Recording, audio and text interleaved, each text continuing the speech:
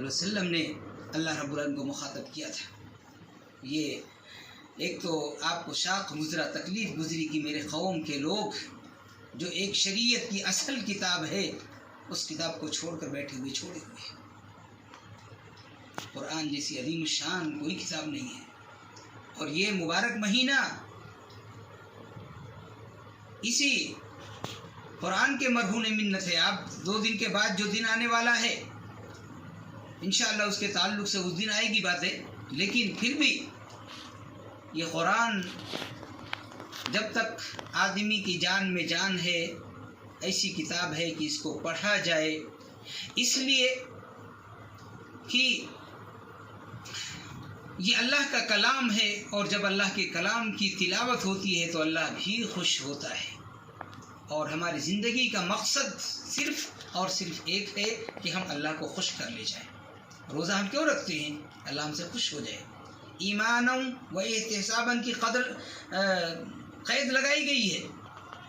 حالت ایمان میں اللہ کو خوش کرنے کے لیے اور اپنے گناہوں کا محاسبہ کرتے ہوئے جو آدمی روزہ رکھتا ہے اس کے پچھلے گناہ معاف ہو جاتے ہیں۔ روزہ ہم کیوں رکھتے ہیں؟ اللہ خوش ہو جائے۔ قیام اللیل کیوں کرتے ہیں؟ اللہ خوش ہو جائے۔ صدقات و خیرات کیوں کرتے ہیں؟ اللہ خوش ہو جائے۔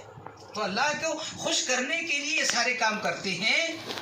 قرآن کے پڑھنے سے اللہ اور خوش ہوتا ہے کہ میرا بندہ میرے کلام کی تلاوت کرتا ہے، میرے کلام کی تلاوت کرتا ہے۔ اور یہ کلام ایسا کلام ہے کہ جب اللہ کے پاس کھڑے ہو کر اپنے پڑھنے والے کی وکالت کرے گا تو اللہ اس کی بات کو رد نہیں کرے گا، بلکہ اللہ رب العالمین کہے گا ٹھیک ہے تیرا پڑھنے والا ہے، تو لے جا سکتا ہے۔ یہی قرآن ہے جسے آج مسلمان بھولا ہوا ہے، جس کو مسلمان نے آج چھوڑ رکھا ہے۔ قرآن ایک عظیم الشان کتاب ہے، ایک عظیم کتاب ہے، بڑی کتاب ہے۔ اس کی تلاوت ہم پر واجب ہے، لائق ہے، ضروری ہے کہ ہم اس کی تلاوت کریں، لیکن باوجود اس کے آج مسلمان اس سے کورا ہے۔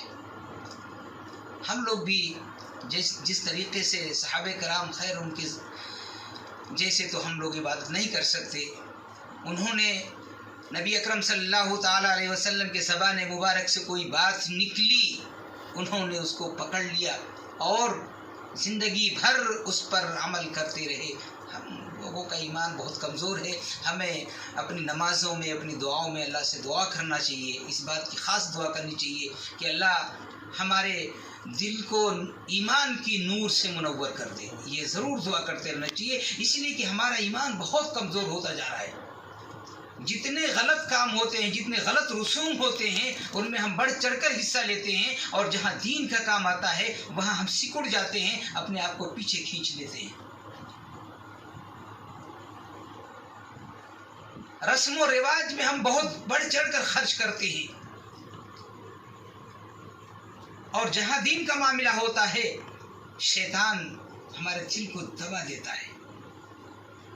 اور یہ حقیقت ہے، بخاری شریف کی روایت ہے، آپ دیکھ سکتے ہیں، اس کے اندر ہے کہ جب ایک آدمی نیک راستے میں اللہ کے راستے میں خرچ کرنے کی کوشش کرتا ہے تو شیطان جیسے کہ لوہے کا ایک خول پہنا ہوا اس کو دباتا ہے اور وہ دب جاتا ہے، ہو جاتا ہے، اور غلط راستے میں خرچ کرنے کے لیے وہ ڈھیلا کر دیتا ہے، کھول دیتا ہے، اور آدمی غلط راستے میں بہت لاکھوں روپے لوگ غلط راستوں میں خرچ کر دیتے ہیں، لیکن اللہ کے گھروں کے لیے یا کسی اور خاص کام کے لیے اگر کہا جائے تو اس کے لیے آنا کانی کرتے ہیں۔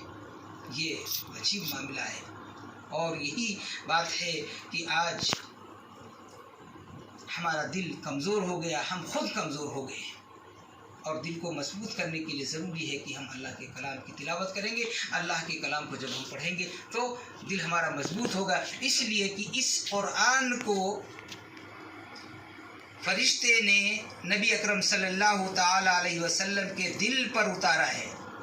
علی قلبک، نبی اکرم صلی اللہ تعالیٰ علیہ وسلم کے دل پر اتارا ہے، اس کا تعلق دل سے ہے۔ جب ہم اس قرآن کی تلاوت کریں گے تو ہمارے دل کے اندر ایمان کی روشنی پیدا ہوگی، اللہ سے محبت پیدا ہوگی، اللہ سے محبت پیدا ہوگی، تو ہم اللہ رب العالمین کے سامنے اپنی باتیں رکھ سکیں گے، اور وہ تمام پریشانیاں جو کسی وجہ سے ہم اللہ کے سامنے بیان نہیں کر پاتے ہیں، رکھ نہیں پاتے ہیں، وہ ساری چیزیں ہمارے سامنے ہوں گی، ہم اللہ کے سامنے رکھیں گے، اور پھر اللہ رب العالمین سے دعا کریں کہ اللہ یہ ساری پریشانیاں ہیں اور تیرے سوا کوئی ان پریشانیوں کو دور کرنے والا نہیں ہے، اللہ پریشانیوں کو دور کر دے گا۔ اسی لیے نبی اکرم صلی اللہ تعالی وسلم نے حدیثیں آپ دیکھیں، اس کے اندر ہے کہ جب بندہ دعا کرے کوئی بھی، تو اس میں دعا میں سب سے پہلے سورۃ الفاتحہ کی تلاوت کرے، پھر درود شریف پڑھے، اللہم صلی علی محمد اللہم بارک علی محمد پورا، اور اس کے بعد میں کوئی بھی دعا کرے گا تو اللہ اس کی دعا کو قبول کرے گا۔ اسی لیے کہ سورہ فاتحہ میں جو اللہ کی تعریف کی گئی ہے اور اس میں جو نبی اکرم صلی اللہ علیہ وسلم پر درود بھیجا گیا ہے، ان کی بدولت، ان کی وجہ سے اللہ رب العالمین خوش ہوگا اور اپنے بندے کی دعاؤں کو قبول فرمائے گا۔ تو یہ سورہ فاتحہ بھی قرآن کا ایک حصہ ہے، قرآن کی ایک سورت ہے۔ قرآن بڑی زبردست کتاب ہے۔ قرآن سے آج ہم اپنے آپ کو الگ کر کے بیٹھے ہیں۔ قرآن سے محبت کریں، قرآن پڑھیں، قرآن سنیں، سمجھنے کی کوشش کریں اور اس کے مطابق عمل کر کے اللہ رب العالمین کو راضی کرنے کی کوشش کریں۔ اللہ ہم سب کو، مرد و خواتین کو، قرآن کو سمجھنے اور اس کے مطابق عمل کرنے کی توفیق عطا فرمائے۔ اللہ ہم سب پر اپنا رحم و کرم نازل فرما۔ الہ العالمین اپنے رحم و کرم سے جو ہم میں سے غریب اور محتاج ہیں، مولا تو ان کی غریبی اور محتاجی کو دور فرما۔ مولا جو پریشان حال ہے رب العالمین ان سب کی پریشانیوں کو دور کر دے۔ مولا جو بیمار ہے رب العالمین تو اپنے رحم و کرم سے ان سب کو شفاء کاملہ و عاجلہ نصیب فرما۔ الہ العالمین ہم سب کے دلوں میں اپنی اور اپنے رسول کی محبت کو پیدا کر۔ مولا ہم سب کے دلوں میں قرآن اور حدیث کی محبت کو پیدا کر۔ رب العالمین ہم سب کے دلوں میں اسلام اور مسلمانوں کے لیے محبت پیدا کر۔ رب العالمین ہم سب کے دلوں میں اپنے بھائیوں، اپنے رشتہ داروں کے لیے محبت پیدا کر۔ رب العالمین اپنے رحم و کرم سے ہم سب کے دلوں سے بغض، حسد، کینہ، کپٹ جیسی برائیوں کو دور کر دے۔ اللہ ہم سب کو ایک کر دے۔ مولا ہم سب کو نیک کر دے۔